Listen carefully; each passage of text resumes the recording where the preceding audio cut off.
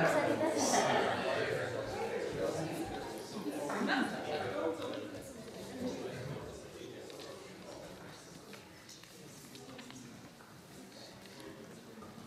evening, everyone, and welcome to the iGEM panel discussion on drug safety and harm reduction measures.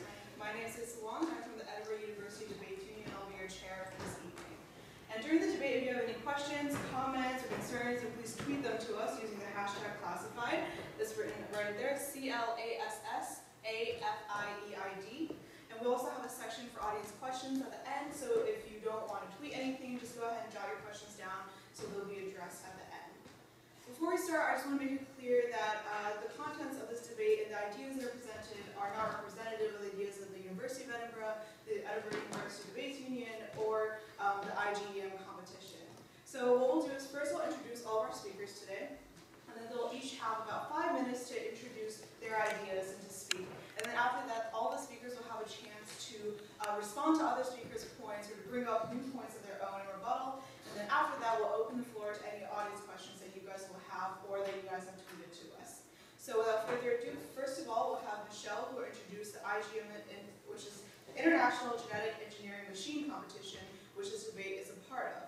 And after that, we'll go into all of our panel debaters. So first will be Anna Ross. She's a doctoral researcher in UK drug policy at the University of Edinburgh. And her research involves investigating competitive narrative within the Scottish drugs debate, the drugs policy community, and specifically how narratives impact how drug-related harm is calculated.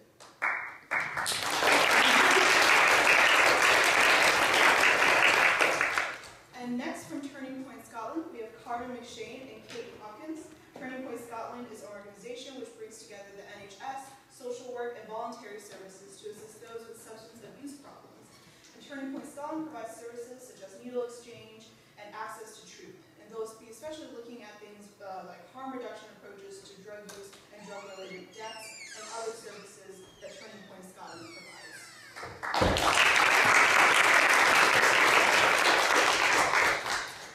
Next, we'll have Graham Pearson. Graham is a Labour MSP who's worked in the police force for 38 years prior, and who was the Director General of the Scottish Crime and Drug Enforcement Agency. Mr. Pearson was also a professor at Glasgow University and the head of the university's Institute for the Study of Serious Organised Crime.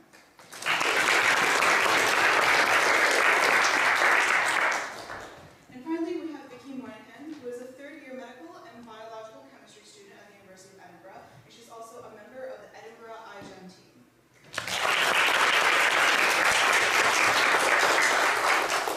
So without further ado, Michelle will come up here and introduce the iGEM competition for us.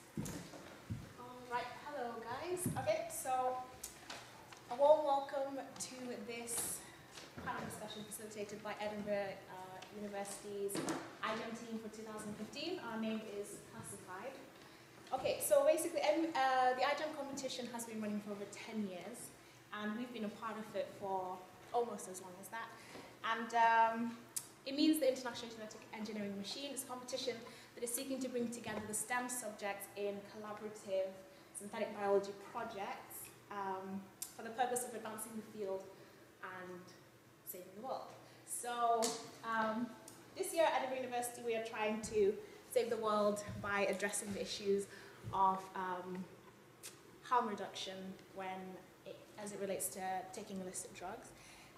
So we're trying to pave the way for cheap and easy paper-based biosensors for testing illicit drugs. It's basically going to be a small paper that can hopefully give you a quick and easy answer when you want to know whether or not you are at serious risk before you take something.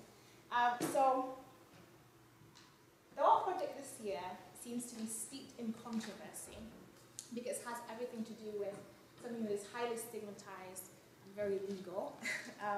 We're not sort of scared because we realize that a lot of the deaths that occur due to illicit drug taking are unnecessary and very avoidable because they have everything to do with a lack of information. So we're trying to give somebody or equip somebody with the answer when they want to know what's really in my sample, because not knowing can lead to death. So I used to say that the only way to avoid harm when it comes to illicit drug taking is not to take drugs at all, and I I still stand by that, by the way, in case you're wondering. But the fact remains, a third of all European citizens have tried an illicit drug, and every hour a citizen dies due to illicit drug taking. So if that's a third of all European citizens, you're all European citizens. That's a third of you all. Okay, so prohibition doesn't obviously stop people trying drugs. So what are we trying to do exactly with our project, our science project? It's all based on enzymatic reactions, specific enzymatic reactions, and we're trying to test for PMA, which is sometimes sold as ecstasy, and PMA actually causes you to boil to death. And we're also testing for DMP, which is found in some diet pills sourced from the internet, and it's actually led to a global health warning because it keeps leading to, there's a lot of deaths that have been profiled in the newspaper due to DMP, including one of a student who was only 21 here in the UK who died in April. So obviously this is a topical issue, and we're also looking to test for heroin purity because not knowing the purity of your sample from one dose to the next can actually lead to overdose. So these results were presented as a colour, presented on a piece of paper, and we can also combine that with using an app, cell phone app, so that we can sort of like avoid human error and misinterpretation. So if we are successful in actually saving lives, the implementation of this device is not going to bring about universal approval because some might argue we're facilitating the use of drugs long term. Now, however you feel about that and whatever your opinion, this is an open discussion, so please speak up. All right, thank you very much.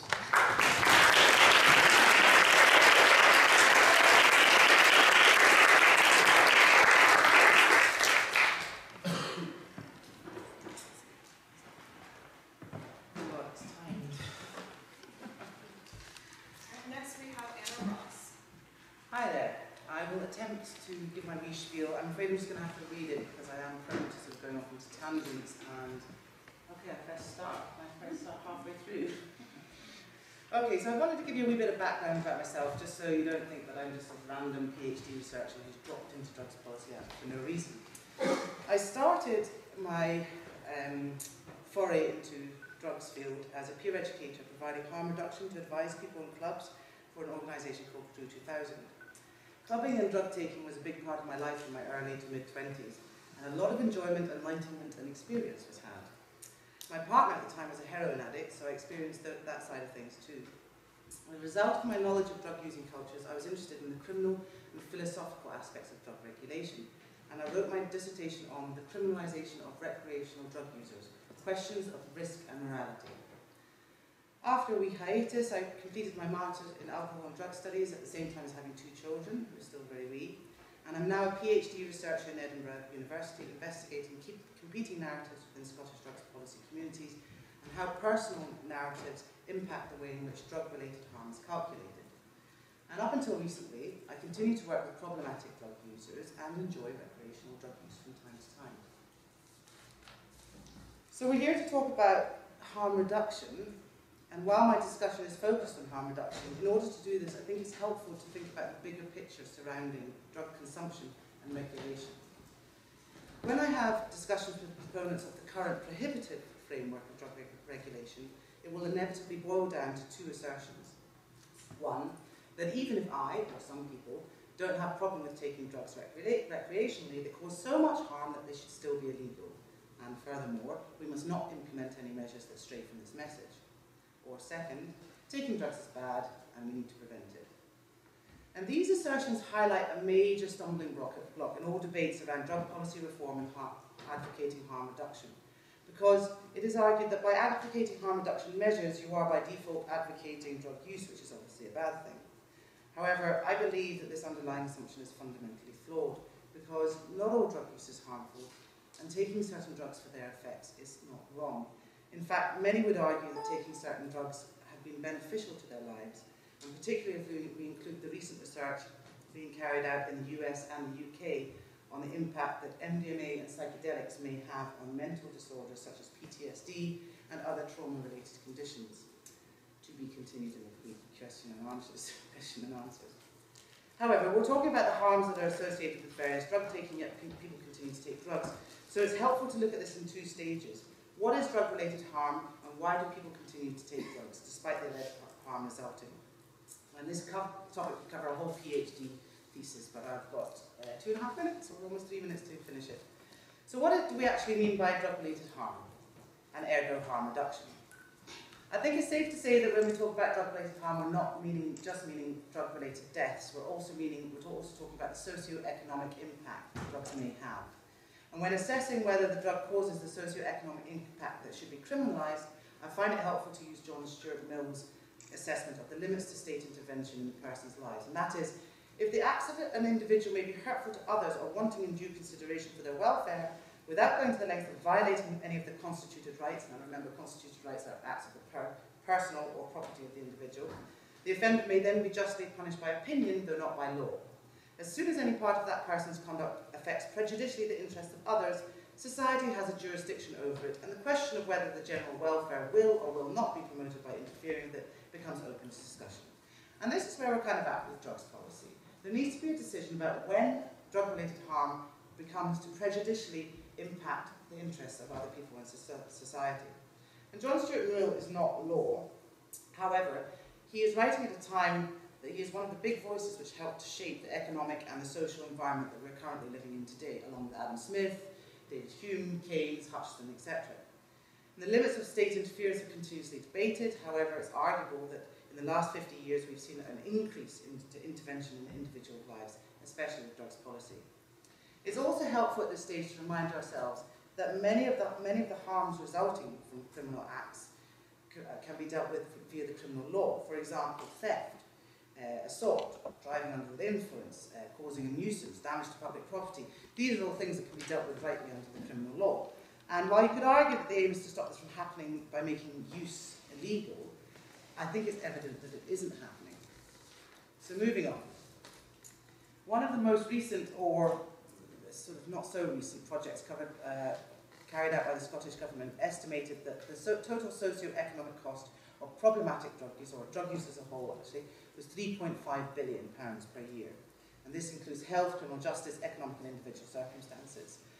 Within that, approximately 96% of those harms were a result of problematic drug use, just 4% being a result of recreational drug use. So what is problematic drug use? We could go into the ins and outs, and I think you guys would maybe go into a bit more in detail, but I would say that every drug has the potential to become problematic. Stereotypically, we associate problematic drug use with heroin, benzodiazepines, cocaine, and crack cocaine. However, cannabis and amphetamines can also become problematic, and increasingly MPS is being presenting as problematic, or current problematic drug users are using MPS instead of their illegal equivalent. The only drugs in my experience that are not often associated as the main drug of choice in problematic drug users is MDMA and psychedelics. However, problematic drug users are polydrug users with maybe one or two main drugs of choice. That means they'll take whatever they can get their hands on, with maybe one or two the predominant. And my experience, my professional experience, my personal experience, and this is backed up by evidence and research, is that problematic drug use is a result of environmental and social conditions as opposed to the drug itself. Specifically, poverty, isolation, underlying mental health problems, and one other which I shall be able to talk about Q&A. So now we're looking at 4% of harms, in this research, harms associated with recreational drug use. Recreational drug use can be described as regular or non-regular drug use. Whoops, I'm at 6.5 minutes, so I'll just forget about that. We can deal with that as the question and answer. So I'll get to the end. So why do people take drugs? People take different drugs for a variety of reasons, depending on the state of mind they're in. However, the majority of people take drugs because they want to enjoy themselves and experience something out with their normal, everyday consciousness. I started taking drugs because I was curious, and I've always been the kind of person who enjoyed pushing social boundaries. I've recently asked myself why I'm like this, and we can debate that later. I'm not sure why. I'm a left-wing radical, I enjoy taking drugs sometimes. Why can't I just eat my cornflakes and submit to the authority of those who knows best? I don't know. However, the point is people take drugs because they want to, for whatever reason, and the risk-benefit analysis is weighted in favour of the benefit for most people. We then have to think hard about whether we have the authority to prevent people from taking drugs if the benefit outweighs the risk for the majority of people. Maybe our role in regulating people's drug-taking behaviour is not a criminal one, but a social one. If we want people to take drugs responsibly and minimise the harm, we need to provide safe, regulated, controlled access to good drugs. The emphasis on good. Once we acknowledge this is the best way to balance individual freedom and harm reduction, we then stumble upon another fundamental issue, which I'm sure we'll discuss, because this is not actually about harm reduction, but about a personal moral belief that it's wrong to intoxicate oneself through taking certain substances, and therefore regulation and control is unacceptable. Ultimately, it is almost a religious belief that stops even drug takers from embracing a society where drugs are available through safe, regulated and controlled channels. So while I support the proposition and the idea of the iGEM tool, I propose that we address the underlying reasons why people take drugs problematically, and we accept that many people take drugs recreationally, and this is okay. And harm reduction measures will have a limited effect on reducing harm resulting from impurities, lack of knowledge and personal circumstances until we address these issues. Thank you.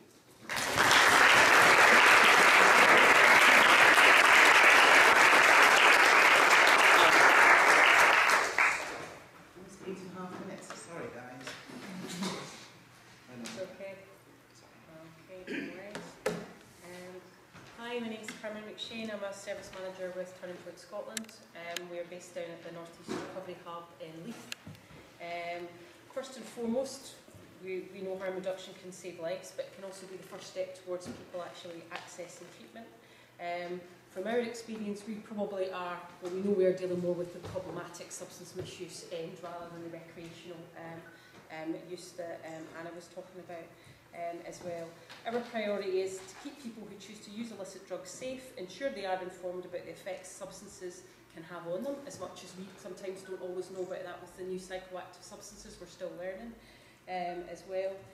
Individuals often don't know necessarily what they're buying, the strength or purity of what's in them, but we do believe that people require impartial advice and information, no judgment.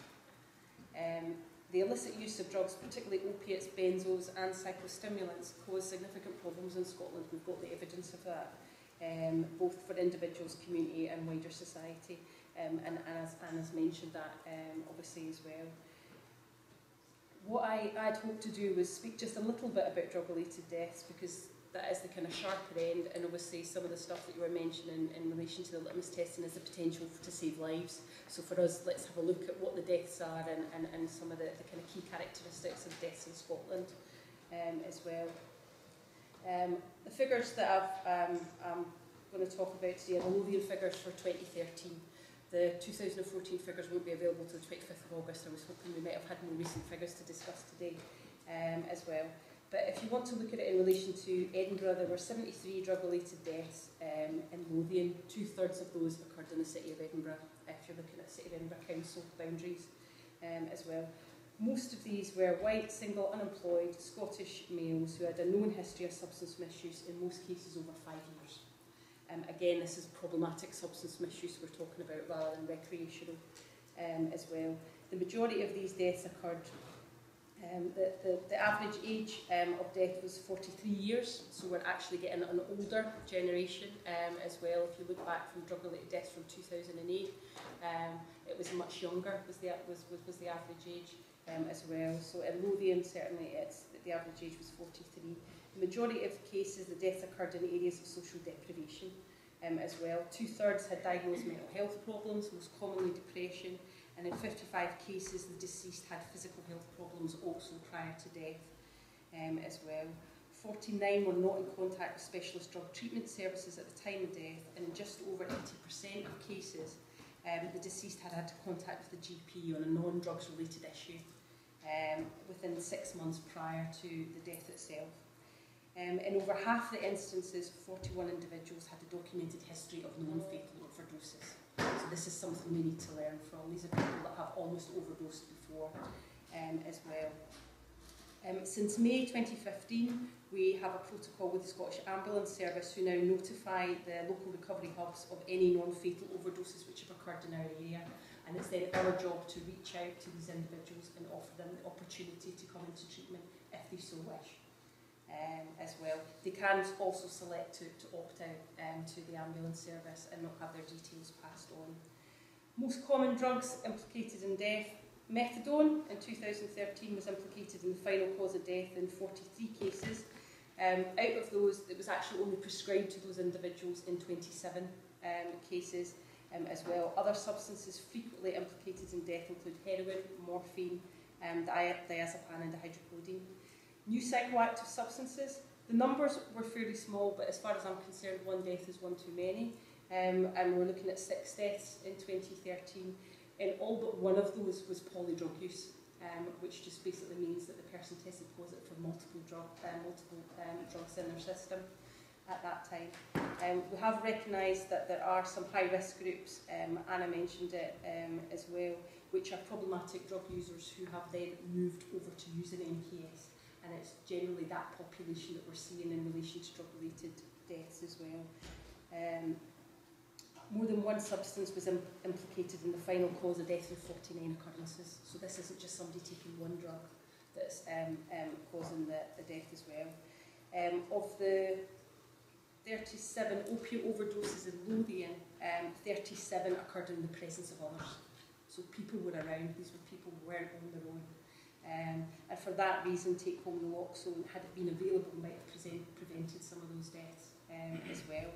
Just to explain, take-home naloxone is an opioid antagonist. All that means is it can temporarily reverse the effects of an opioid overdose, providing more time for emergency services to arrive. So it's not instead of an ambulance, it basically buys you some time. And part of what we're involved in a lot of treatment agencies at the moment is ensuring that we train people that come into our service to be aware of the causes and signs and symptoms of overdose, and actually train, more importantly, the people they may use with. As well, because it's all very well you having a naloxone kit, but if it's you that's going to overdose, you need somebody to be around there and know how to use it. In 2013, 6,472 take-home naloxone kits were issued across the country. I'm interested tonight in particular to hear about the potential that litmus testing could have in relation to identifying both contaminants in heroin and cocaine, and obviously dangerously high levels of purity in relation to the population that we work with. It could have potential. There appears to be clear potential to reduce harm from the use of new psychoactive substances, particularly in relation to recreational use and use at festivals and things like that as well. MPS usage in Lothian is a concern, has been increasing, particularly in relation to the intravenous consumption of MPS. We've seen a lot of harm in relation to injection sites and things like that as well. If we look at the concept of drug testing, it's primarily always been focused on kind of public health, where toxic substances are identified at an early stage and procedures can be put in place to reduce risk to the public. The Netherlands, for example, have what they call the Drugs Information and Monitoring Service, DIMS for short. It was set up in 1992. Drug samples submitted to DIMS centres anonymously, and then the analysis results are then made available online, which gets that information out both to professionals and other people who may be using. In Vienna, Austria, there is a system called CheckIt. It helps identify toxic substances such as PMMA and MDA, where there's an unusually high content. We had mention of PMA earlier as well. They've also been able to identify contaminants in illicit drugs, such as microscopic glass beads in cannabis, atropine in cocaine, and anthrax spores in heroin, which is of particular interest to us because we've had to deal with a lot of deaths a few years ago in relation to anthrax-contaminated heroin. Interestingly, in the UK, Wales are kind of leading the way. They have Wedinos, which is a similar anonymous drug sample testing system. And just last year, the Manchester Club, the Warehouse Project, introduced a pilot drug testing scheme in response to death at a club. The Manchester pilot was carried out by Professor Fiona Measham from Durham University and the Loop, who've long been advocating for a major testing policy across UK music festivals. The Warehouse Project scheme ran once a month, and basically it involved testing drugs circulating in the club in real time so that other clubbers could be warned on the night of any dangerous batches of drugs that were circulating, including PMA, which we've heard mentioned earlier. With fluctuations in the strength of MDMA reportedly increasing fivefold since 2009, unaware clubbers could be more at risk of overdose because of the fluctuating levels of purity. The equipment used to test Fiona Measham's study was a laser, which apparently costs, in her words, more than a posh car. So if we could look at litmus testing as something being cheaper, more portable, then commercially there's a lot of possibilities for that type of technology. It'll be interesting to hear how the biosensor will measure up against the laser. My understanding is a lot of police forces use the laser, but not all of them across the UK have access to that equipment because of expense, so it's been quite prohibitive in relation to kind of rolling that technology out as well. From my point of view, if the technology is available and reliable, we're interested in any type of drug testing that can prove it saves lives. We owe it to hundreds of families that are devastated by the drug-related death of loved ones every year, and we welcome any discussion on this new technology. Thank you.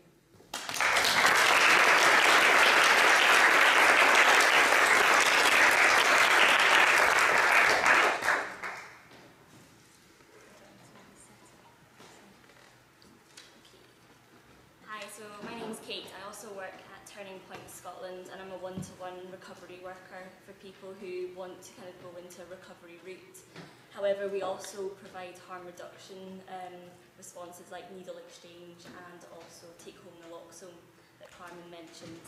What I'm going to focus on though is actually drug consumption rooms and also the needle exchange, and just have a chat about what these can offer people. So first of all, there's a lot of health risks associated with injecting drug users, and this includes bloodborne virus infections like Hep B, Hep A, Hep C and HIV. And it's through risky injecting behaviour, so like sharing needle equipment and even sharing like spoons and filters, that can be a risk to people. And with the emergence and rapid spread of HIV in the 1980s, which is linked to the epidemic of heroin use, a wave of responses were generated to try and help reduce the harms associated with drug injecting. And reducing drug-related harms has been found to be a more feasible option than trying to completely eliminate drug use. So harm reduction as a policy, it's gained a wider acceptance over the years. However, one of the more controversial ideas is drug consumption rooms, where people can take their illegal drugs and use it in a supervised room. And one of the main goals of introducing drug consumption rooms is to reduce morbidity and mortality, and also attract hard-to-reach drug users to come to these facilities. And they provide a safer environment for more hygienic drug use, and also training people in how to inject more safely. Now, what they have found is that it's also an aim to take the drug use off the streets. So with the drug consumption rooms, this is one of their main aims. And it's to also take it away from the public eye. So if there's a drug consumption room, they're hoping there'll be less public injecting. That means less needle litter and also less risk to the public. So this type of harm reduction, it really depends on the response from stakeholders in the local community.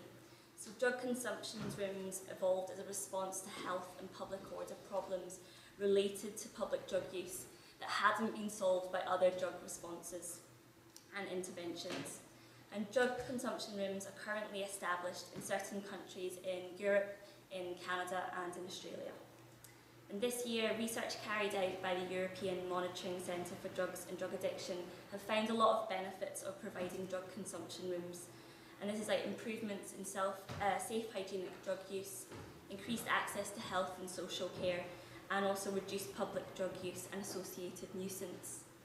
Obviously, there's a lot of concerns about drug consumption rooms, but the evidence didn't find any evidence for increased drug use in the area or frequency of injecting. They also found that these services promote rather than delay access to treatment if they wanted it, and they don't result in higher rates of local drug-related crime. Also in 2009 in Vancouver, they found almost 500 people actually overdosed from injecting in their drug consumption room. All of these people were saved because they had people there who could bring them out of the overdose, and they were there at the time and knew what they were doing.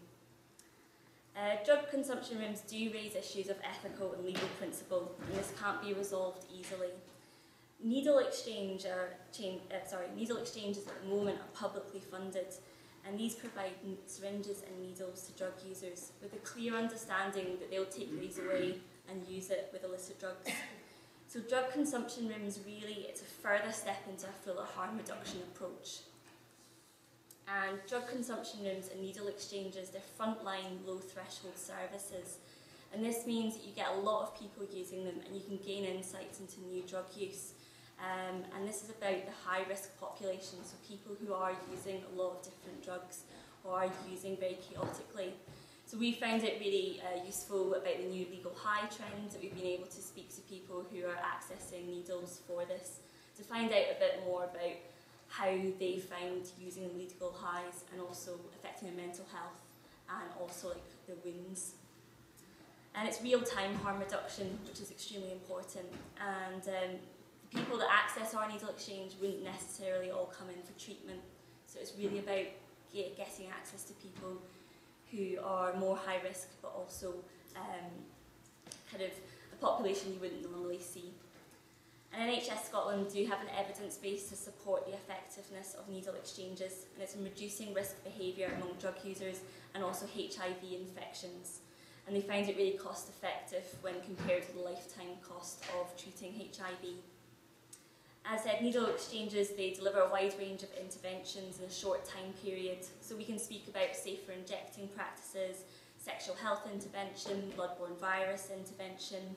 We share knowledge, as I said. Also, we can speak to them about botulism, contaminated heroin and legal highs, and we encourage them to access treatment.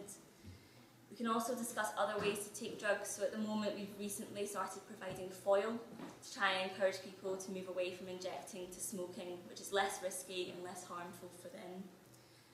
Also, it's been a big response to the foil because it's better than the supermarket stuff. So it's been good. We also speak to people about overdose prevention and also the risk of polydrug use. I feel like from our point we'd also be interested in the application of a biosensor to detect botulism spores in heroin. There was a huge outbreak of botulism in Scotland recently, and it's a rare condition caused by a toxin produced by anaerobic bacteria. They germinate in wounds often caused from missed injection sites. And developing the biosensor to detect harmful contaminants in heroin would reduce this harm. Turning Point Scotland, we're fully committed to providing a harm reduction approach. We want to provide services which have the ability to reach and maintain contact with high-risk drug users who are not ready or willing to quit drug use. And we welcome any new initiative that has the potential to reduce the risk of overdose, because as Carmen mentioned earlier, every single drug-related death is a personal tragedy to the individual and also their loved ones. Thank you.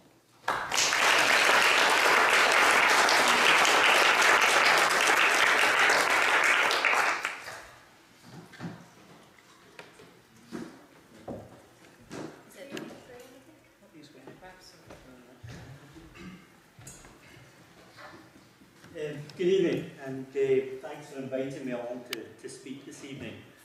Initially, the presentation tonight would be in the form of a debate, a for and against type debate, and I was clear in my response to that invitation that I didn't see this as an issue where you can be for and against various elements of the subject matter that we'll discuss today.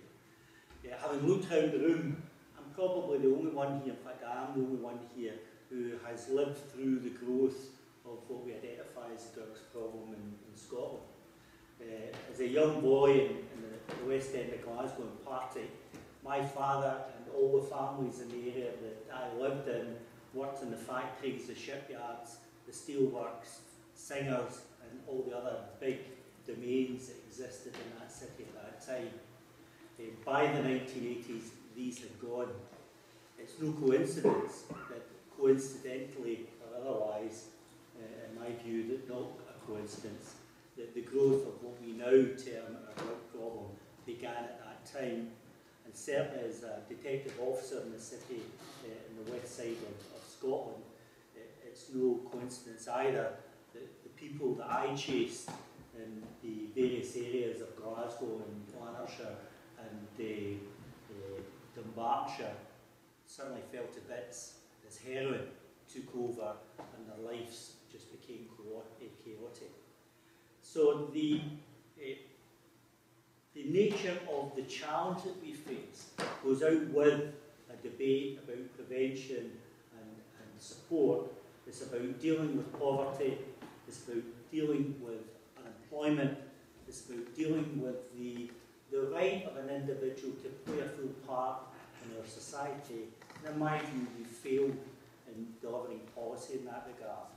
The failure is reflected on the official list of those who are deemed chaotic drug abusers. At the beginning of the 2000s, we were talking about 55,000 chaotic drug abusers in Scotland. In the last year that we've got a figure for, the government tells us it's now 59,600 chaotic drug abusers. And that's just a definition. It really doesn't encompass the kind of misery that's reflected out there. And the areas that I primarily am concerned about, working class areas of young people and their parents, and sometimes their grandparents, who haven't had the opportunity to live life to its full, as they have grabbed onto an alternative, the only alternative that's given to them. The other thing I would say in introduction too is to remind ourselves why the police became involved in this in the first place. The Misuse of Drugs Act is dated from 1971. Some in the room will realise it came about as a result of what at that time was termed a moral crisis. There was a belief that those who were involved in prescribing drugs from a medical viewpoint had become corrupted, largely around the home counties, and it was a spread of doctors who were now prescribing drugs to a fairly discreet community who then indulged in drugs, and that problem was spreading in the home counties. And a government response to that was to criminalise and involve policing in terms of enforcement. So during my time in dealing with these issues as the Director General of the agency and also Head of Crime in Strathclyde, I introduced the Choices for Life initiative, which is about education, about supplying the kind of information that's been mentioned by others who have contributed tonight. The reality is, although Scotland's rubbish at football, we are one of the best when it comes to abusing drugs and being chaotic. So the rate of drug-related deaths, England and Wales, 2.7% per 100,000, in Scotland, 7.3% per 100,000. And that figure has maintained at those kinds of levels over the last decade and beyond.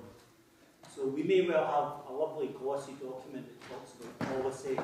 We may well have an intention. We have a huge industry which administers to those who abuse drugs, but it's not been very successful in my view. I do welcome the initiative that's been shown in terms of some kind of testing environment, as long as the culture within which that testing is imbued encourages those who test to distance themselves from the abuse of drugs if those opportunities are offered to them. In terms of prisons, 74% of the people who enter our prisons of the more than 1,000 prisoners who were tested were found to be positive for drugs, which included illegal substances. And the way out the door after their sentences, that figure fell to only 29%. It's amazing that in a controlled environment like a prison, even going out the door, you're still tested and found to have accessed illegal drugs even within prison. So there's a real problem there for us if the provision of the proposal helps us in dealing with that problem, well and good. Final thing I'll say is this whole element of life and drugs is a shifting scene. We are seeing a growing level of crystal meths across Europe, a lifestyle choice among some sectors of the community. In Turkey, a growth of MDMA. In America, a growth in the abuse of heroin, but a fall in the abuse of prescription.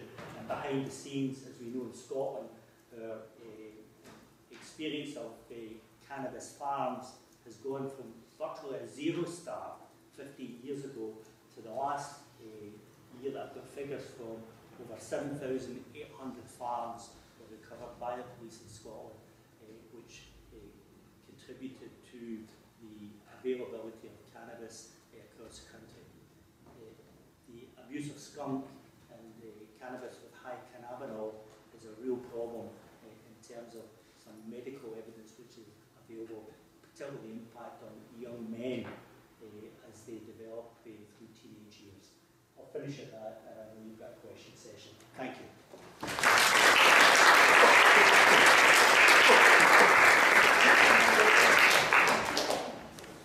Okay, so thank you to all of our speakers for giving us speeches. Oh, sorry. So sorry. Thanks for doing it. Do you want to pass the phone down?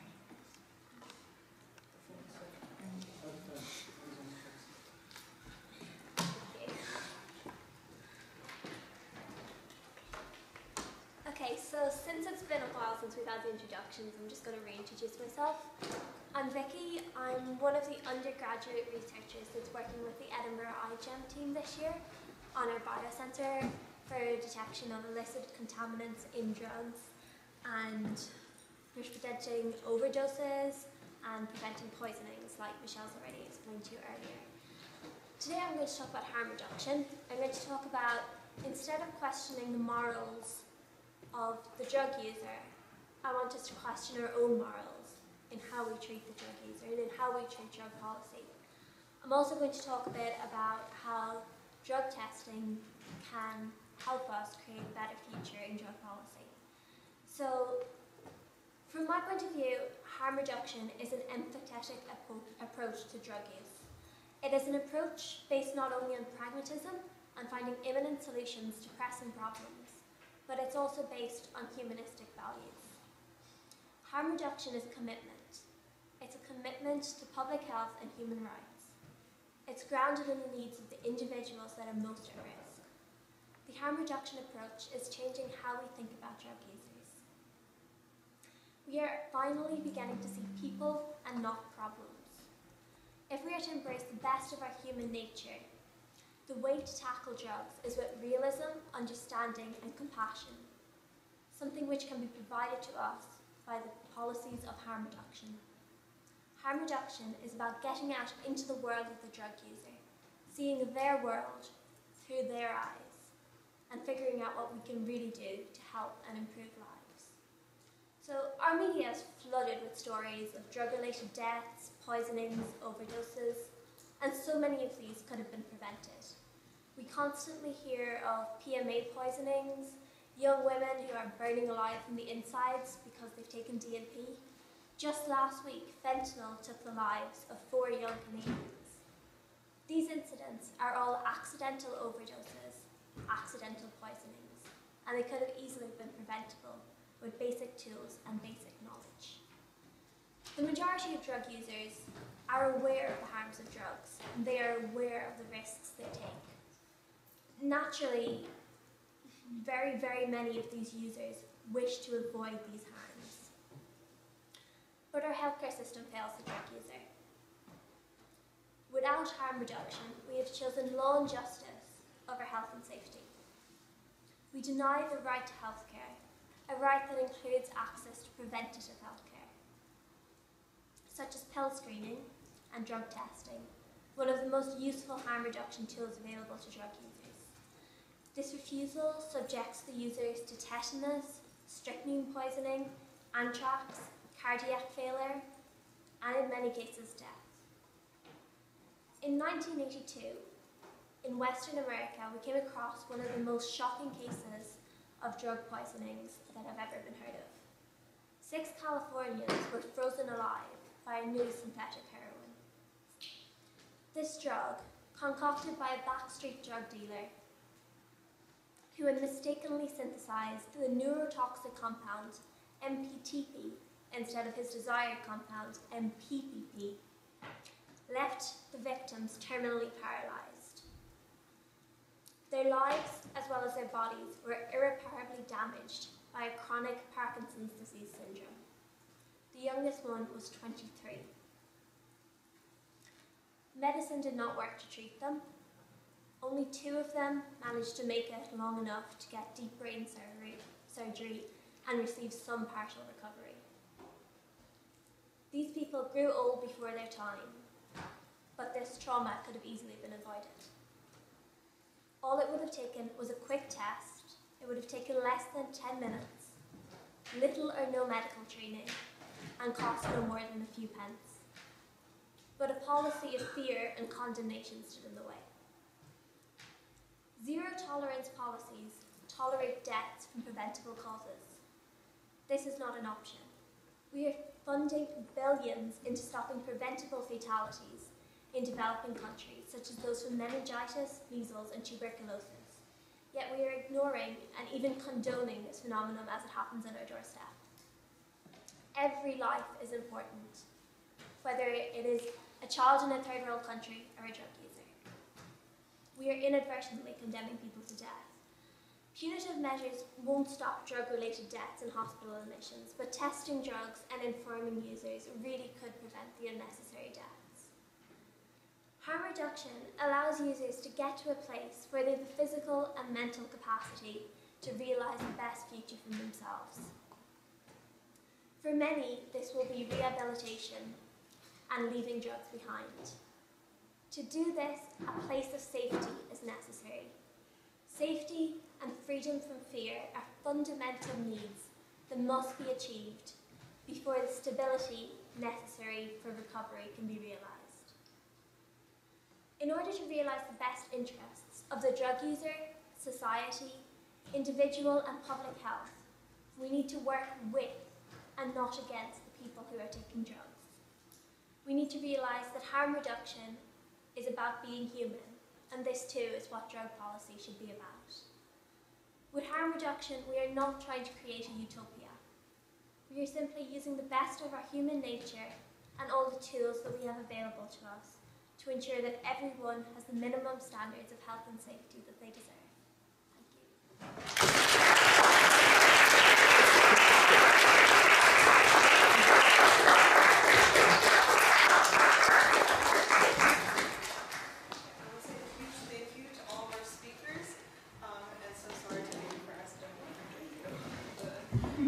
Now, do any of the speakers have any questions that they want to ask other speakers or any additional comments that you may have forgot to say in your 5 minutes? There's general comments about anything. If not, then I'll Just start. to pick up a bit on what Graham was saying, because obviously in relation to recovery as well as harm reduction, because obviously we spoke a lot about harm reduction, which is relevant in relation to the litmus testing, but certainly a change within harm reduction is about us integrating recovery-orientated systems of care within the harm reduction as well, and being proactive when people come in, building that relationship when they come in to needle exchange. Our needle exchange is in our recovery hub. So it's just a case of the people are in the same building, they're coming in, we can talk to them about things, they can go and get their BBVs tested, they can get assessed that day if they just happen to be in the mood that day. So it allows that to happen rather than, I think traditionally a lot of these services were done in separation as well, and I think things have moved forward a little bit with that as well, and hopefully that will help people that have got problematic substance misuse access the recovery and the other treatment options that are there as well. I think I wanted to say I find it interesting because, obviously, I think we have to, be aware that we're focusing on the harm that drugs cause, and this is problematic drug use. And problematic drug use is a small majority of the total population of drug users. And problematic drug use is a problem. It's a really big problem. But, for example, this iGEM tool that you're developing will be looking at sort of contaminants in ecstasy. And most of the deaths from ecstasy have been people who've been taking it recreationally and will, don't have a problem with their drug use and have died or developed, issues or problems as a result of impurities, lack of knowledge. And I think when we're having this, when we're having this debate or this discussion, we kind of need to be aware that there is two sort of things going on. There's problematic drug use. That's a problem. Nobody's saying that's a problem. There's also recreational drug use, which is the majority of people who take drugs. And I guarantee about 50% of the people in this room have been recreational drug users at one time or another. And therefore, it's just to hold it in your minds when you're talking about that. And the harm reduction is predominantly focused on problematic drug use. this tool kind of spans two areas. So yeah. I think also like with harm reduction, it can be used for people who are using recreationally, like with Crew 2000. Yes, exactly. Yeah. Obviously, they provide a lot of advice for people who maybe want to try something out, and it gives them advice about the safest way to do it. Yeah. And I think that's also not something that we necessarily focus on in the hub because it's very problematic drug users that usually come here, but it does have a role in kind of everyone's drug use as well. Okay, I can ask you a question, just to kind of play devil's advocate, get the ball rolling here. So we're talking about harm reduction for people who use drugs recreationally. A lot of times, if you use them recreationally, what it doesn't become problematic, maybe due to like a fear or due to, like you were saying, the risk-benefit analysis and stuff like that. Do you think the harm reduction techniques can kind of mitigate some of these harms and kind of like encourage people who use drugs recreationally to go a little bit further? Is that ever a concern with you guys at Turning Point Scotland? I'm quite sure I understand the question, but in relation, do you think people would take more risks or use more because we're normalising it? Or Yeah, just people more willing to take risks because they think maybe that it's safer. Again, because we're at the sharper end of all the opiate issues, I think it's different for recreational That's something I have a populations. wee bit of knowledge because I've started my research. I'm talking to people, I'm talking to young people on an ad hoc and informal basis. And interestingly enough, I think it would encourage young people to take drugs if they knew. For example, there's quite a widespread use of ecstasy at the moment in public schools in Edinburgh, allegedly. But quite, there's the cool gang that take the ecstasy, and then there's those that don't. And the questions are: would you take it if you knew that it was not, it didn't have contaminants in it, and you knew what dosage to take in it, and there was very little chance that you were going to suffer any negative side effects, apart from the classic come down, oh my God, my life is killing me, that kind of thing. And I think it would. I think it would increase. I don't necessarily think that's an argument against it, though, because to be perfectly honest, I think somebody who takes a good dose of MDMA or ecstasy is going to have a really good time. They're going to experience things which are out with their normal everyday experience, and they're going to make connections within the neurological pathways that actually enhance them as an individual. So I'm coming from that standpoint. It's very different to somebody who's, suffered years of abuse, of poverty and isolation, and is taking drugs in order to suppress pain and because it's just there and because it's a highly addictive, source. There are two very different reasons for taking drugs. So yeah, I think there is an argument that if you provided safe, reliable access to drugs, people would take them more often, but I don't think that's a bad thing. So at the end of the day, it's better that someone takes it and takes it safely than... Yes, because we're talking about harm reduction here. We're not talking about usage, and usage is not... You won't be surprised that I don't agree with that point of view. We've got a licensing trade that sells alcohol across Scotland. So we know the quality of the product that's on sale. It tells you quite clearly in the various containers what the purity values of the alcohol within each of the products. And yet our experience, for whatever reason in Scotland, our experience of alcohol has not been an entirely positive one. The misery that's caused in some of our communities, I don't know anything about public schools, so I can't tell you what it's like in there. I can tell you what it's like in a housing scheme. It kills. It kills hope. It kills the future for young people. It takes them on a road that they don't escape from. The bit that hurts me is that if you're rich and affluent in the UK, you can probably go to America to some detox place and somebody will look after you for a few months and you come back to the club scene in London and back into it and everything's fine. If you live in Easterhouse or some of the housing schemes in Scotland and you fall off the table, nobody's picking you back up again. That's your future. Very few manage to escape from that experience. So the notion of the luxury of being able to enjoy these kinds of out-of-body experiences with MDMA or whatever is a luxury that I don't seek. The people that I know and I try and help I encourage them not to seek it. Can I prohibit the use of drugs by everybody in Scotland? No, I can't. Would I seek to do it? It's unrealistic. But do I advise the people that I do meet from the kind of backgrounds I understand, if you've got a choice, do you want to go in that direction? The answer, for me, is going to be no. Because my experience of those who have gone in that direction has not been good. Those who want to do it, then that's a matter for them, and they take the consequences that come along with it. The problem that we face in a wider issue, and I don't really want to get involved in the morality of it, it's not about morality, it's practicalities I'm talking about here. The problem that we've got now in a wider issue is that in public funding terms, we've got a very limited amount of funds there in order to deal with whatever the issues are. As an MSP now, I represent folk who cannot get treatment for cancer, who cannot obtain treatment for all sorts of things in the national health system. And I'm trying to work out in my mind logically, how do we resolve that challenge? How do we make sure that whatever investment we place in the recovery services operate with best efficiency, with best effectiveness, and give people the opportunity to come back?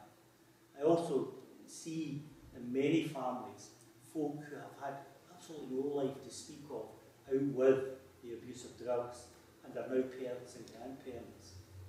And as I said in the introduction, that has not been, in my view, a positive lifestyle. There might be those, Stuart Mill may well take the view they are not harming anybody outside their own sphere. That is a view that you're entitled to take. It's not one I share, and it's not one that I would promote in terms of how we advise folk. I visited consumption rooms in Europe. Consumption rooms, in my experience, and I'm no expert in consumption rooms, in my experience, they certainly provided a dry place for people to resort to. And the ones that I visited, they gave them a bowl of hot soup and they got bread. They didn't get much in the way of medical advice. And there was a queue of folk standing out the pavement, cooking in spoons, because they couldn't get into the consumption rooms until somebody came out to leave them a space. So there is, even within that environment, there's a whole resource issue involved, and what evidence is there that it actually develops a positive outcome? I know that those who are involved in abusing drugs, we do need to protect, we do need to support, and we need to reduce the harm that comes to them. But in the longer term, what we can't do is have a situation where the numbers that even the government say are problematic drug abusers continue to grow. That doesn't seem to me to be a policy that's going in the right direction. Can I just briefly rebut you, and then Sure. we'll just move on? And it's more just to say that, in my experience, personal and professional, good experiences with drugs cut through all class boundaries.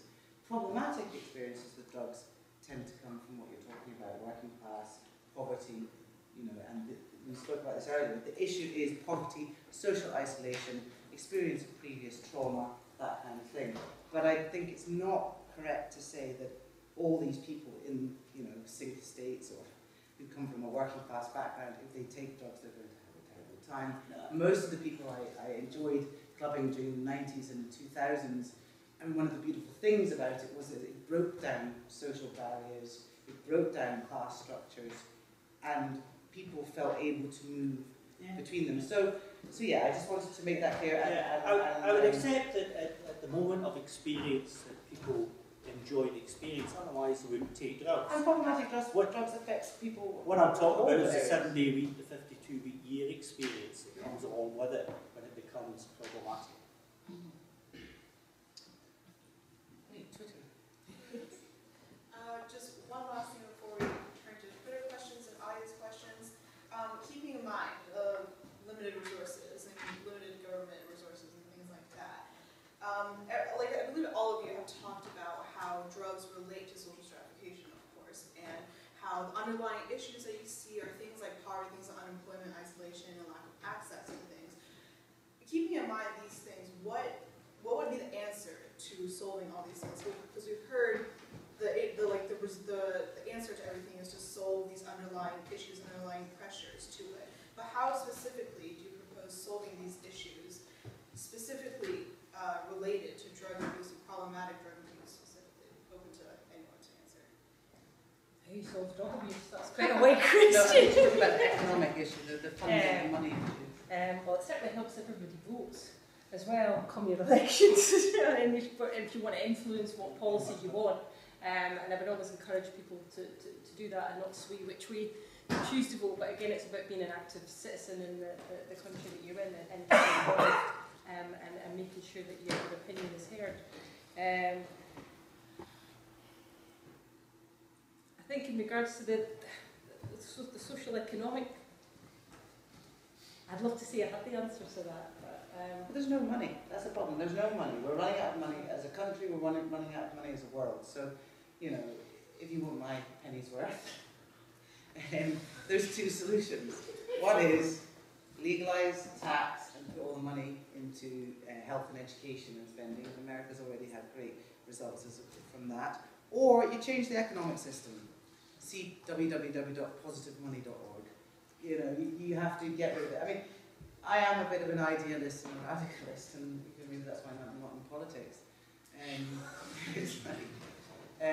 But I don't see there being a way forward when the issue is money. There's no money. It kind of almost doesn't make any difference who you vote for, because they're all going to have the same pot of money, and like you say, they're just going to be vying for this little pot, competing for this little pot, and everyone's fighting against each other to get their little funding, and everyone needs to fund their administrator, and everyone needs to fund their fundraiser, you know, and nobody actually has any money to go out and provide the services, or regenerate, or get jobs, or provide healthy lives for individuals. It just doesn't exist, I don't think. I think that, and you know this when you pose the question, it's a few words in the question, but it's a huge answer that needs to come back, and one that even tonight we're not going to arrive at all the elements of it. There is money. We spend billions. The government spends billions on our behalf, and we authorise them. I think the point about voting is a very important one. I previously hadn't been involved in politics and only came into politics because of my own frustrations at the way this current system operates or fails to operate, not solely in the justice environment, but across a whole range of public government. What I'm horrified by are the number of allegedly mature people who do not vote, but they're only standing on the sidelines and moan about things. So you do need to get out there and be part of the political system and make your vote count. Second thing I think we need to do as a public is we need to take responsibility for the things we vote for and know how much it costs. We've become used to the notion that we're going to get things, but we're not very sure who pays for these things. But when I'm on the doorsteps as I go around various communities, the impression I get from those voters and possible voters is, as long as I don't pay for it, I'm very keen that we should have these kind of services. And when you try and work out, well, who will pay for this, then that becomes a bit of a difficulty. So we need to take responsibility for the things that we will direct as government policy, and also for the things that we decide we will no longer pursue.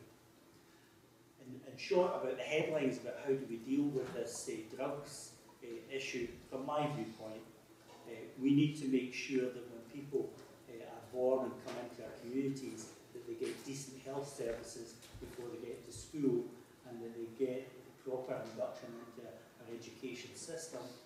We need to make sure that that education system gives each and every one who goes into that system the chance to succeed and to be part of what the future is about. And we need to create an economy that gives jobs that pay decent wages. Because certainly my experience of this whole environment is those who have that kind of opportunity become less problematic, become more engaged in owning their own futures, and give their own kids the kind of futures that they would wish for themselves. I have never met anybody, any criminal that I've dealt with over the years, who didn't have ambitions for their children and wanted better for them than they got themselves. If government has a duty, the duty after providing security is to provide the opportunity for people to succeed, and that our work should be about how we create that opportunity for the future. I'm not in that environment that thinks having a good time in drugs is the be-all and end-all for the future, and if that's your choice, then you've got on it. It's just not my scene.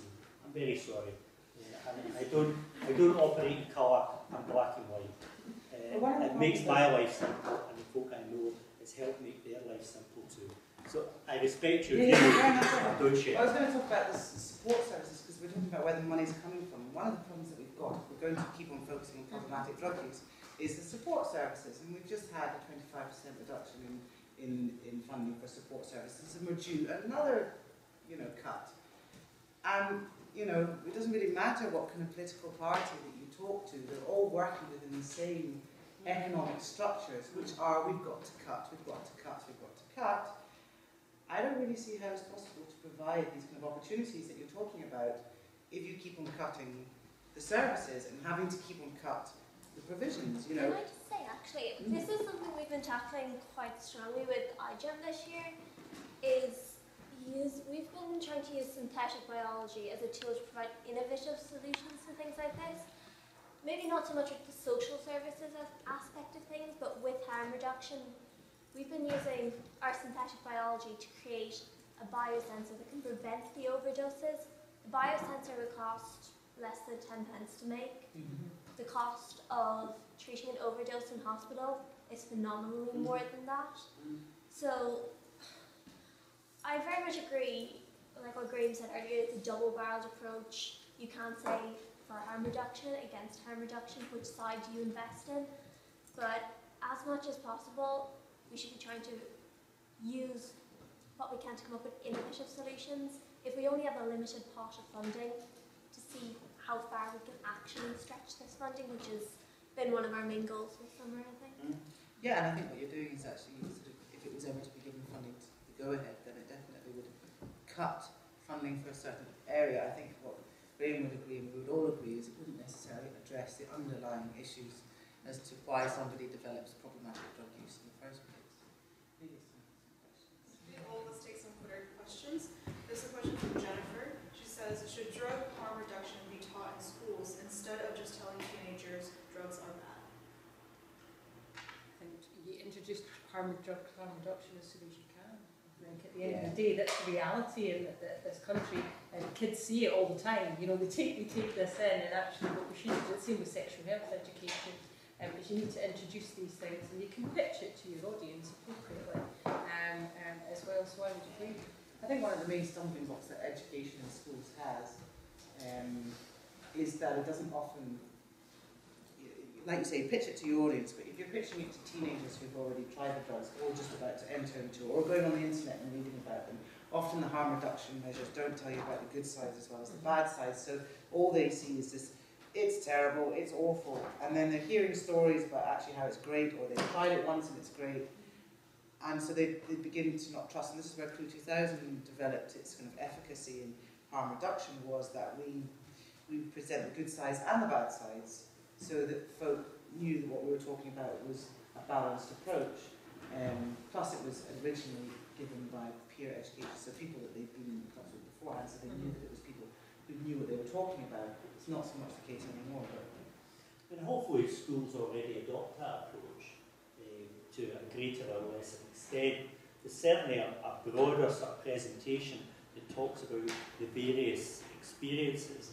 I think the problem for any teacher is trying to keep up to date with what goes on, because even those who are on the scene don't know what's actually going on across the whole scene and what new drugs are coming into existence, particularly when it comes to the so-called legal highs, that these change almost monthly, and they're being produced all over the world by chemists sitting in factories that we'll never know and never see.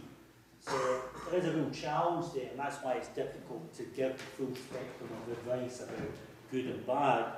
It becomes a bit blunted in that. I think generally with MPS you can just say bad.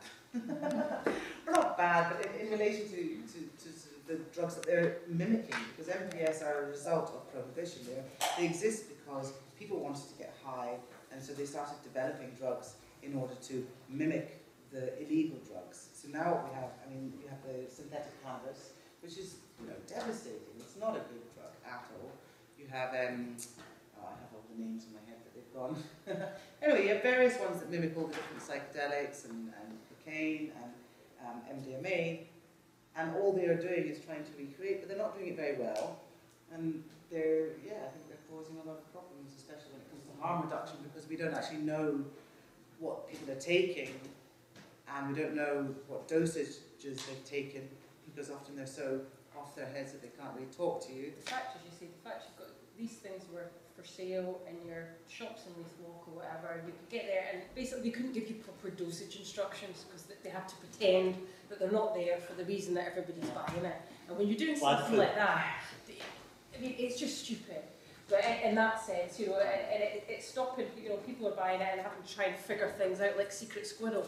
You know, what does this mean? And then people are talking to people online and trying to get information that way. I've seen some very good information passed out that way. I've seen some information that's been shockingly inaccurate being passed out as well. And that's what ends up happening when people aren't able to talk about things in an open and honest manner. And this is where the psychological and mental health harm starts to develop, because you've got somebody who's taking something thinking it's a stimulant, i.e. the only thing that's really going to do is speed up your heart rate and make you talk at like 100 miles an hour per minute, and then they end up taking something which is a, you know, horrendous psychedelic, and they're not prepared for that, because when you're taking these kind of drugs you need to prepare for yourself. You need to know when you're initially taking it what kind of state of mind you're going to be in, so you know you do end up with people in quite traumatic and difficult situations. So yeah, it's difficult.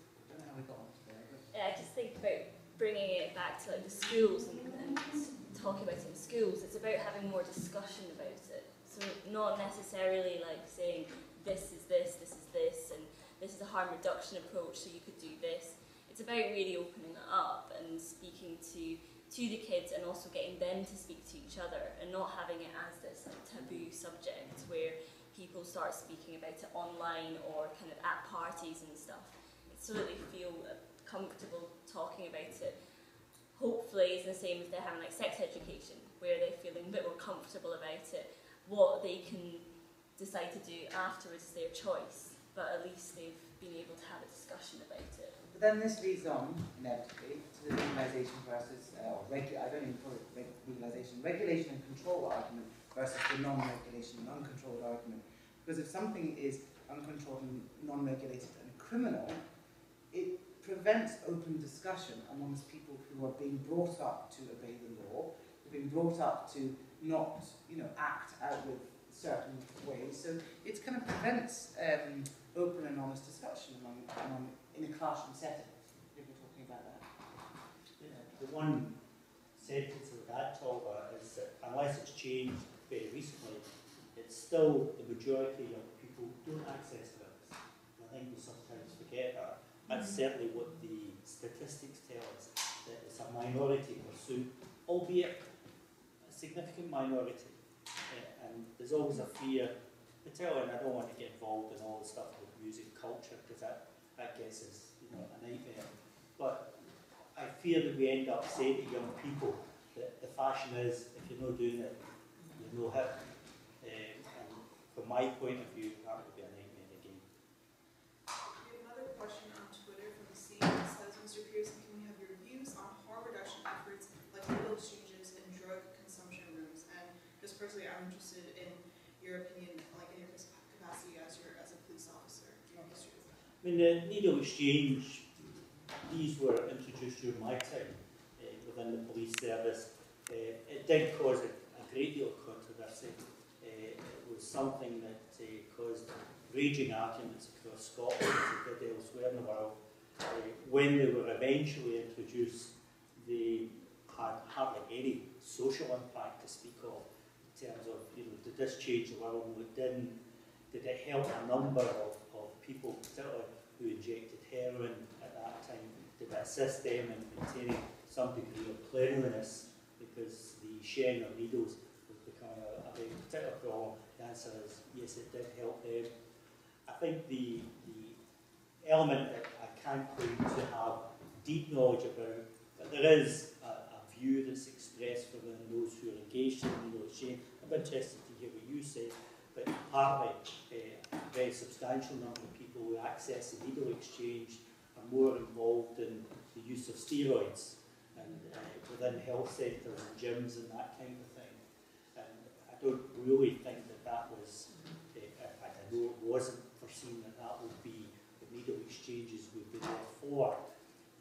I keep coming back to the bit, I think needle exchanges were and are necessary in a strategy which is designed to bring people back into being well and hopefully beginning to get away from drugs. And the same applies to any other strategy that we adopt.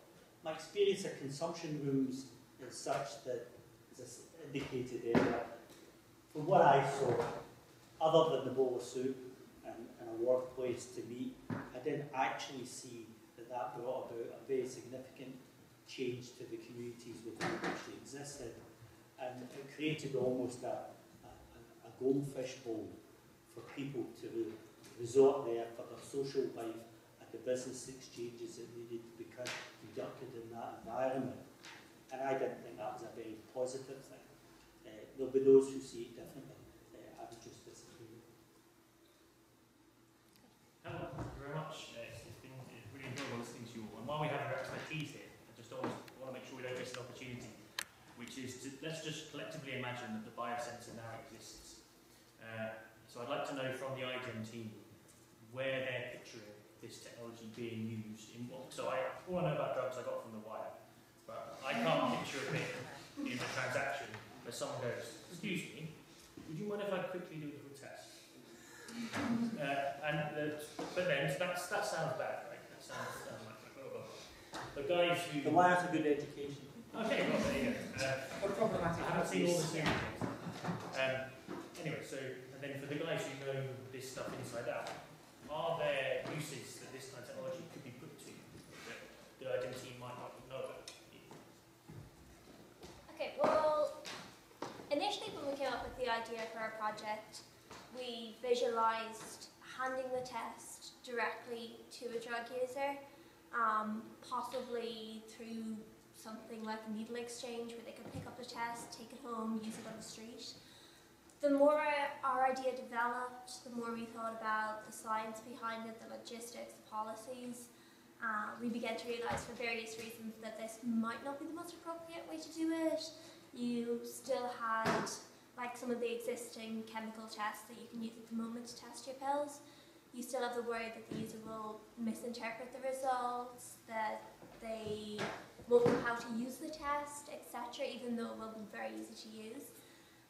So currently, we envisage this being implemented in drug consumption rooms, which, although they aren't currently legal or in place in the UK, the policy in many parts of Europe is moving towards drug consumption rooms. There's something about 30, I think, in the Netherlands at the moment. There are other countries in Europe that also have the same thing.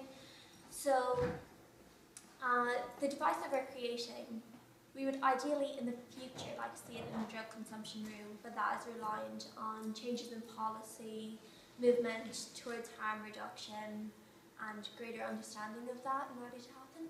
So built into your very technology is a socio-political critique of the way in which drugs ought to be managed. That sounds pretty impressive. Not quite. It's more that it's more that this would be the most useful environment for us to, or for anybody to use this test, and it was where it would produce the most accurate results. I would say when I was approached by yourselves, or by Rana, to just talk about briefly about the sort of impact of it, I envisaged it being used by Crew 2000 because they do outreaches in festivals and clubs and and in festivals they provide a chill out tent for people who have maybe taken too many drugs or not having a great time or just need a cup of tea, and also provide harm reduction advice, and so it would be the kind of place that people could bring their pills, crush a tiny bit up, test it, go, oh my god, it's got loads of PMA in it, right, I know who that guy is, I'm getting my money back, sort of thing. and that would be, that would be consistent with the kind of harm reduction, making sure that they didn't take it, that kind of thing. Or in clubs, we often have a table out with information on how to take drugs safely, and that might be something. I mean, it's similar. I mean, with the pills, it's kind of similar to what the Manchester project are doing. It's just cheaper, so that would make it more accessible. From what I heard, it's a very cheap facility that would be provided, and given that it is such a low cost, one could imagine in the environment that's been played out, say, tonight, that not only would you have various organisations that might have access to this test, individuals would access the mechanism. And I can't envisage what this looks like. You talk about a kind of litmus type test. You could see individuals who would decide that they would want to have it in their own personal use. And you could also see folk who exchange would want to use it. My experience, and you're the expert in this area, my experience of other tests is it's very difficult to get a cheap test that gives you the kind of examination that's just been outlined there, that, oh my God, it's got too much X. What I found in tests that forensic science did, and maybe it's moved on a great deal since I've not been involved, but without pretty expensive testing with machines at the cutting edge, they were only able to achieve an indicative test of what may or may not be within a substance, but no degree of percentage, no indication of anything which was dangerous in terms of diseases and so forth. So if it can do that, then it's a world beater, and they better get the sort of copyright because you're on fortunes there. I mean, you definitely have got commercial scope for people purchasing that online if it's cheap, portable, and it's reliable. And that would be the main thing, and it's very easy to use. It could be used in a supervised setting in needle exchange, for example, as well. Also in relation to the backroom testing that was happening at the Manchester Club, which was obviously in response to a spate of deaths. So they had concerns there and were able to do that. The difference with that one was these were drugs that were handed into an amnesty box, or ones that were confiscated off folks on the way in. But at least what it did do was show the batches that were being sold or around at that particular time, and to make sure that that information was getting out. In Europe, for example, they do front club testing, which is much more kind of more open, and people can actually go up and get their pills tested and stuff like that. They've had things like that in Amsterdam and stuff like that as well. And that potentially, if you're looking at a European market, that there would be scope potentially for that as well. My personal interest is in relation to the contaminants for things like heroin and stuff like that as well. Because unfortunately, the only way we find out about these things is when we get spate of deaths. So families have already lost a couple of people.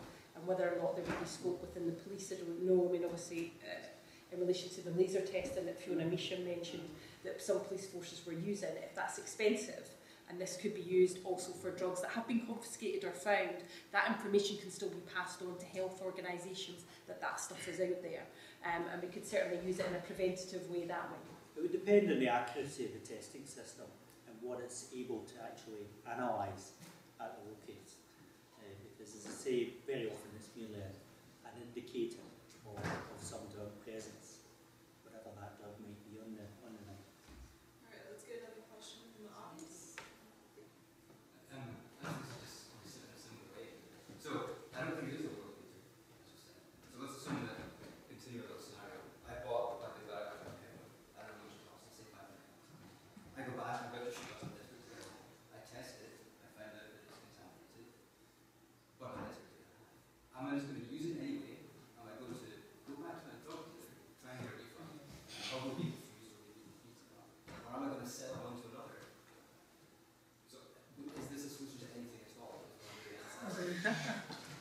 You've hit on a really important point there, to be perfectly honest, because it's the same with ecstasy. It's like, you can... Well, actually, I think it's different, because if you've somebody who's just bought 500 quid worth of heroin, well, actually, no, let's backtrack. If you're somebody who's just bought 500 quid worth of heroin, you're probably in a pretty good financial position.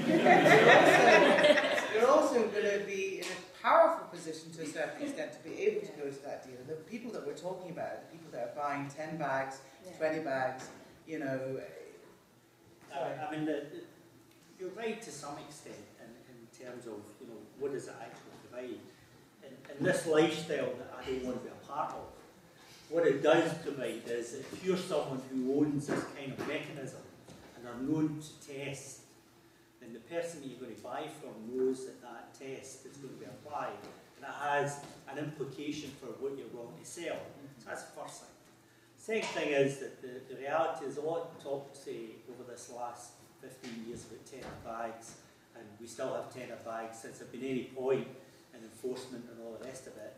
Truth is that in my halcyon days, a tenner bag, your purity levels was higher than 30%. Today, again, unless it's changed recently, you're lucky if your tenner bag has got double percentage figures in content. So this test, unless it's the kind of machine that's a real life changer, won't be able to tell you the actual purity level of what you've got, and it's going to be quite a nifty machine if it's able to identify impurities. If it does that, then I think that people who are in this market would really like that. It's an insurance policy almost for them, and particularly if you're a well-heeled user and you're used to buying 500 quid's worth at a time, you're going to want your insurance policy before you purchase. But it's an insurance policy in a black market, so it's something you can use the courts to force you to claim. Well, you never would anyway, whether you had it or not. Most pleased with what I'm saying. No, of course not. But it's at other this drug stage- users as well. It's other drug users. So word spreads really quickly. So if someone knows that someone's distributing a dodgy batch of heroin, that will spread. And needle exchanges too didn't provide that, you know, you were now legal in abusing drugs. But what it did do is it provided you with the opportunity of, at least in the privacy of your own home, if you were going to indulge in injected drugs, then you had clean material certified I for think, that use. you know, if we take the heroin, okay, that's fine, because this thing is apparently testing heroin and MDMA. So if we move on to the MDMA, if somebody went and bought, you know, I don't know, 20 ecstasy tablets and tested them, and they all tested for high quantities of PMA, for example, then that person, you know, in my experience of people that take and sell ecstasy, generally speaking, will have an element of responsibility and will inform the people that they're selling to them, oh, this has got high quantities of PMA. It's not necessarily going to stop people from taking them, That's right. you know, but at least they're aware of it. And I think the purity level is quite important with the fact that the crystal MDMA is becoming more and more popular. And the deaths that we've seen from crystal MDMA are people taking too much. You know, in my day, when you got a gram of crystal MDMA, you would take like this much, and it would last you all night. Now the deaths, people are like popping half a gram to almost a gram of pure MDMA. And the purity levels is really important because they're maybe getting 1 gram that's like, you know, 50% pure, and then another gram that's 90% pure. And then that will cause underlying, you know. So will your solution provide that level of analysis? That depends on, it should the device be made a reality, it is very possible that it could provide quite an accurate purity analysis. At the kind of costs that you mentioned, as cheap as you mentioned? We could provide a semi-quantitative purity analysis, which would give you maybe you can estimate the purity of it at quite a cheap cost using just the biology. We could provide a very, very accurate purity analysis using also some hardware and engineering techniques, which are also being developed in the School of Engineering at the University of Edinburgh, which we're also hoping to collaborate with. That would likely be more expensive and be something that would only be used in the drug consumption room. Sorry to put you on the mark here, but would this testing mechanism that you've got in mind, would it be able to test the whole range of drugs that are out there and might be accessed, or would you need to do a different testing protocol for each separate drug? Well, the actual tests that we're producing, biological tests, each test is specific to a different drug or a compound, but they can all be combined onto one piece of paper. So you could have 10 tests on one paper. For example, the 10 most common contaminants or lethal contaminants of heroin. could be combined onto one piece of paper You could do that at low cost. at a very low cost, yes. And also, in rebuttal to your question about the heroin, itself, we would hope that by giving an analysis of the purity, the user would take less of the sample they've got. So an analysis of the purity would be, instead of taking the same amount of a ridiculously pure sample, that they would take a much lower amount. And also back to what people were saying earlier about making this a distinction between recreational drug users and problematic drug users, I think is an important consideration as well in that, because with problematic drug users, for example, heroin users often fall into this category. This is where we hope to implement our device in a drug consumption room. So the device is controlled. You don't have people going home, testing it themselves, and then doing silly things with it. But for recreational drug users, the addiction might not be so strong, etc. Then we can use different channels of distribution. It may be possible someday to have the take-home tests. So I don't know if that answers your question a little bit. Yeah, but anyway. I was talking to a room full of them yesterday, doing a drug awareness group in prison, and I actually told them about tonight, and I told them about the project, and I had printed out the article from the Scotsman, and I was doing that with them.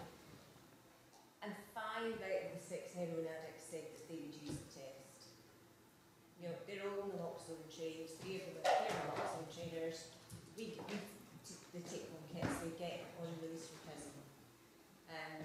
They've all seen people die, so they were thrilled, and that's from your addicts. They would use it. Well, yes, it's from 6 of them, but it's not a very example. I had 6 who came to talk to you, so no, 6 who are in a group because they have to be there. They're not in the group by choice. They're all in prison. I've got to say, from my experience over decades, I think that those who are users would access, if it was cheap, if it was available, they would access it. Their use of it might be for different reasons. It may not be that they're testing it in order to see if there's anything dangerous there. It may well be they're testing it for the quality from the viewpoint of the experience. But it doesn't matter.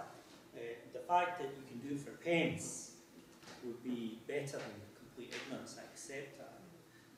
And that must be a good thing. I think there'll be a whole range of people too, young people, who maybe are thinking about becoming involved in drugs, and the fact that such a thing existed and indicated to them the dangers may be enough to divert them away to other pursuits. Such a jump.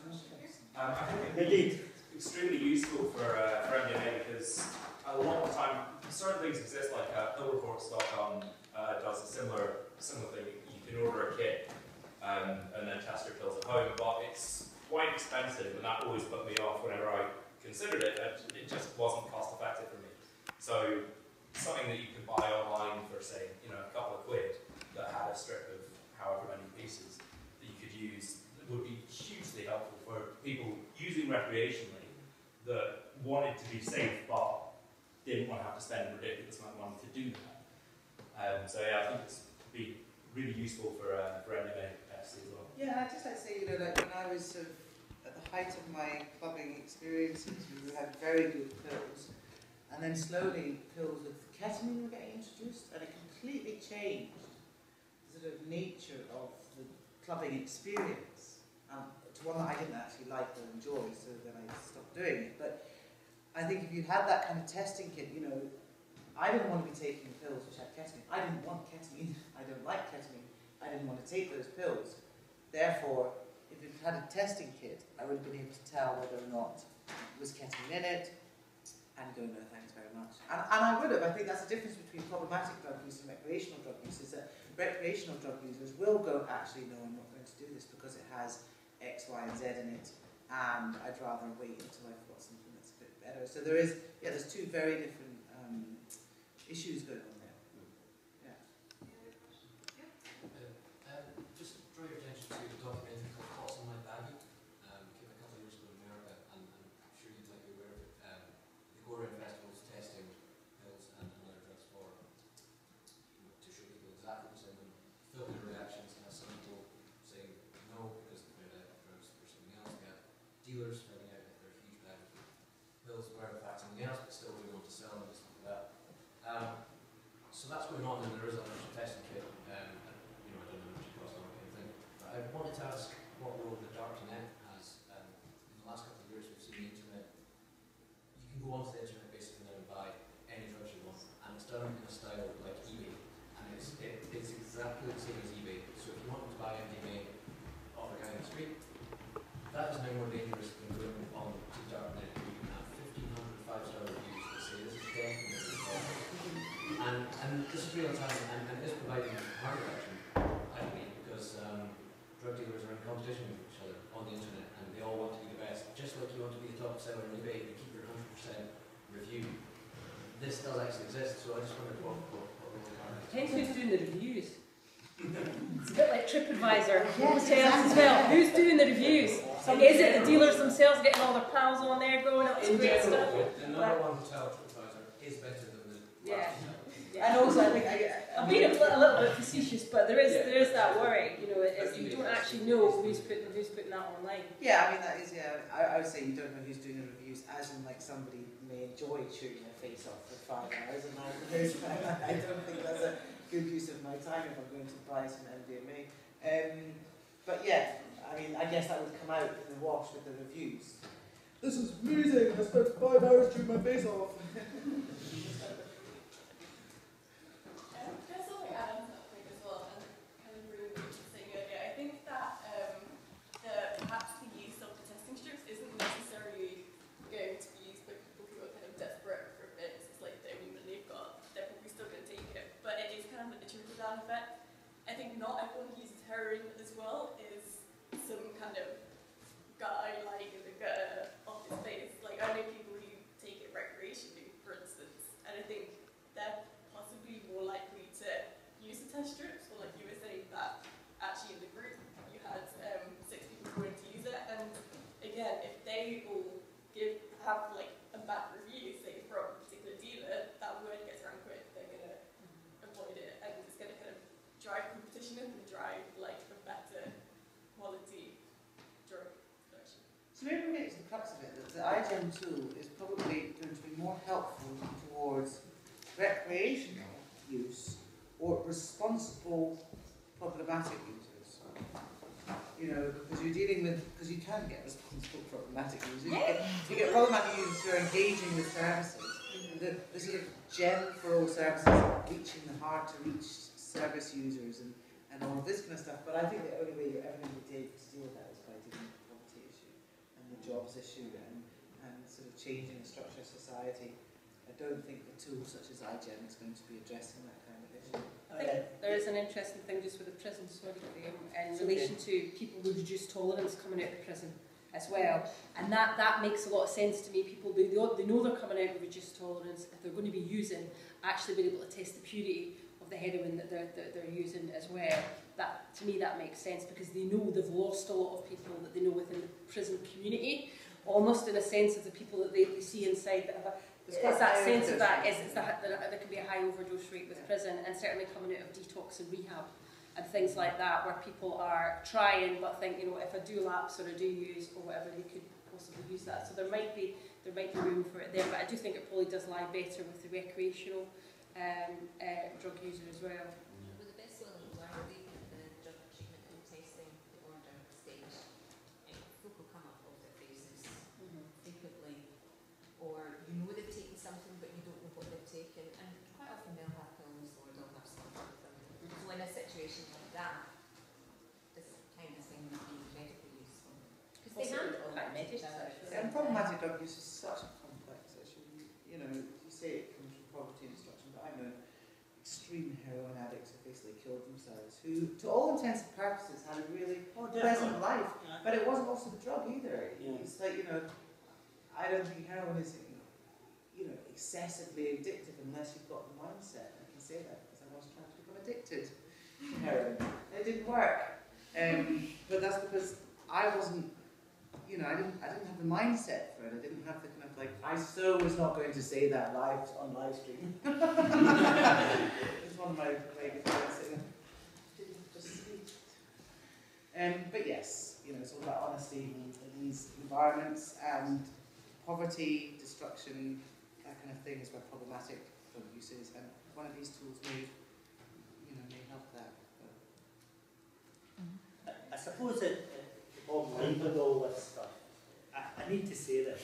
I can't walk out of this room and think, I've sat and listened to this discussion and thought, what a useful way this is.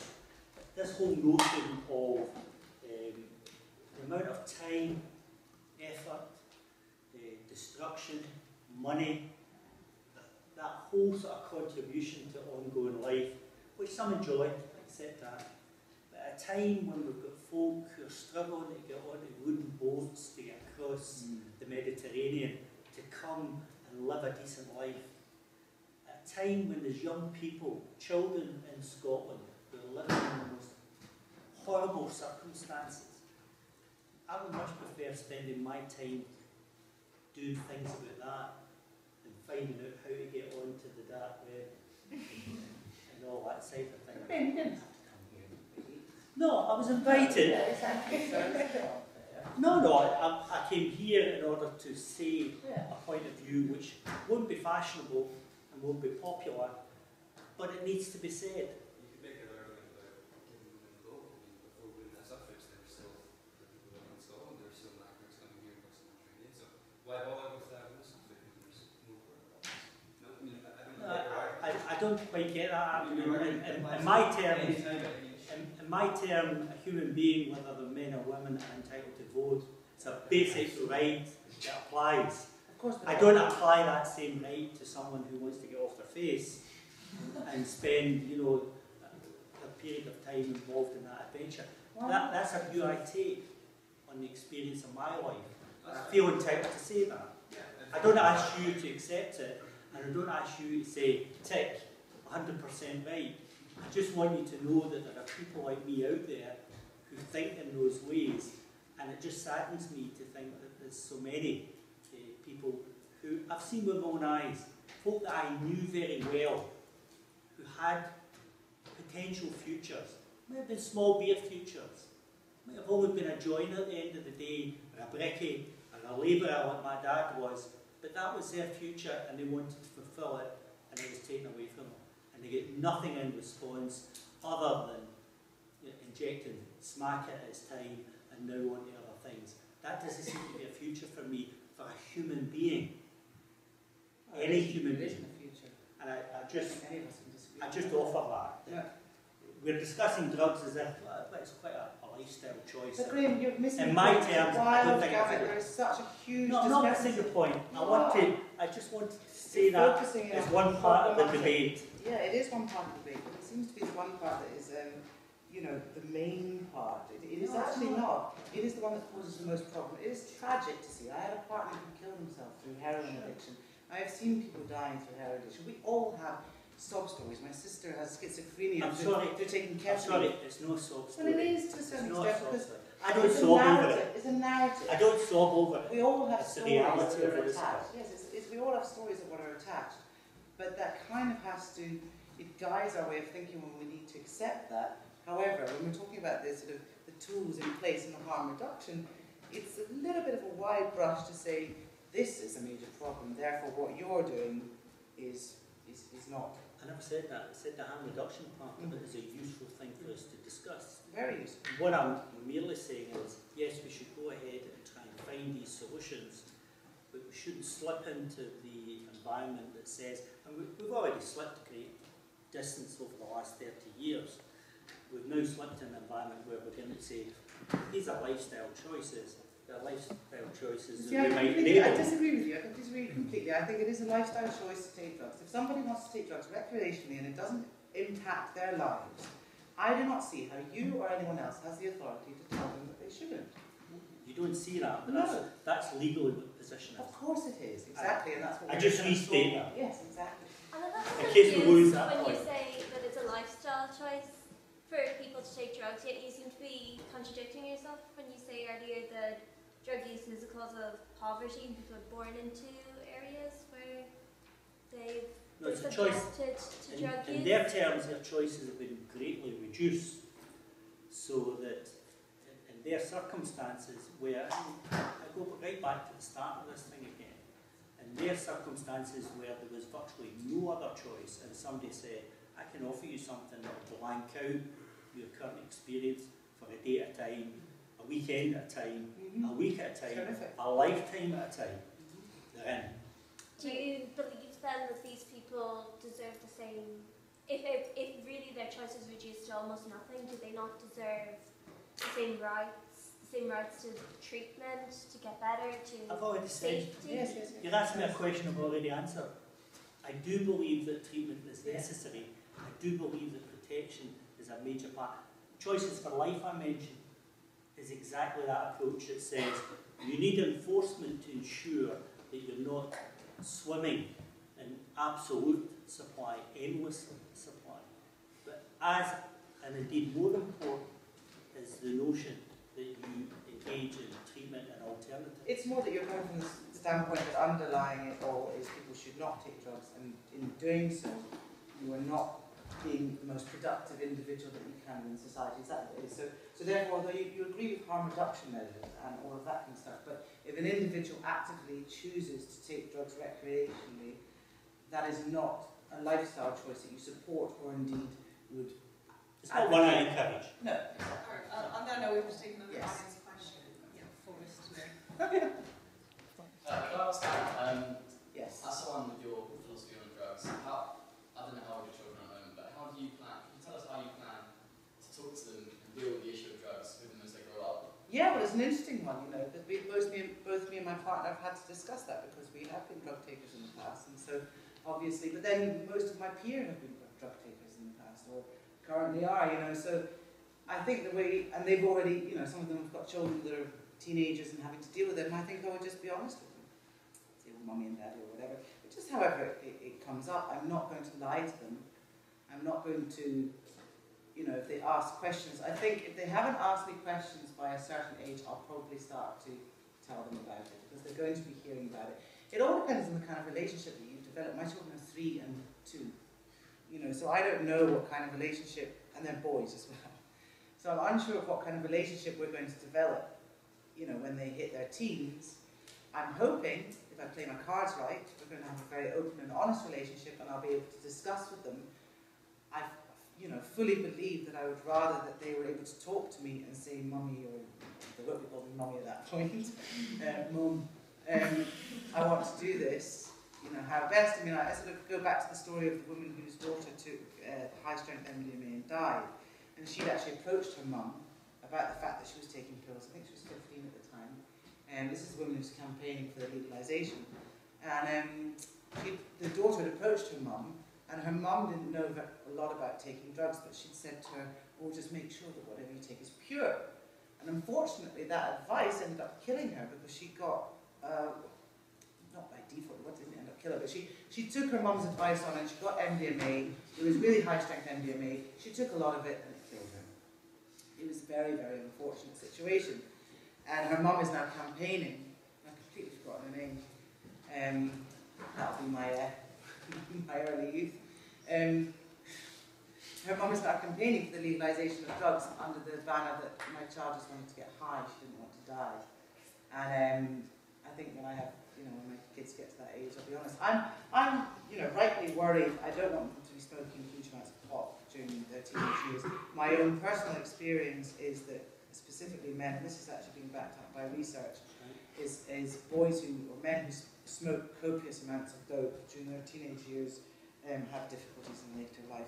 And there isn't necessarily mental health. I haven't noticed mental health, although I know a high proportion of guys that were ended up in the Royal Ed. But it's more just a lethargy. You know, like guys that smoked a lot of pot during their youth just seem to be really kind of, I don't know, they're never able to grab life by the balls and just do it. So I would discourage that, you know. But when I say high levels of pot, I mean I'm talking about like bongs in the morning and, you know, constant usage. the odd joint at a party is not going to kill them. Alright, we're running a bit short on time, so we'll just have one more audience question from the back, and then we will wrap things up. So you said that obviously taking drugs, like long time for users, it's a choice which they should be able to make. But for drugs like heroin, a lot of them, it's not a choice for them. They're going to the cycle and they can't leave it now. How do you think that the legal policies and policies of charities like yourself should be based for users, all of them? All of us. I think we've probably got stuck between the recreational use and the problematic substance misuse again, which we kind of started off with and we've kind of come to an end with as well. I think recreational use is a choice. People do make that choice, and people sometimes, they can enjoy the drugs, they can carry on holding down their job and do that. I think addiction and dependency isn't necessarily a choice. It may have started off as that, and in some cases, for some people it may have got them through a very difficult, traumatic point in their life, and actually during that period they were using, that may have saved their life in some perverse way, and then when they go into treatment or whatever, they can hopefully reclaim their life and get some of that back.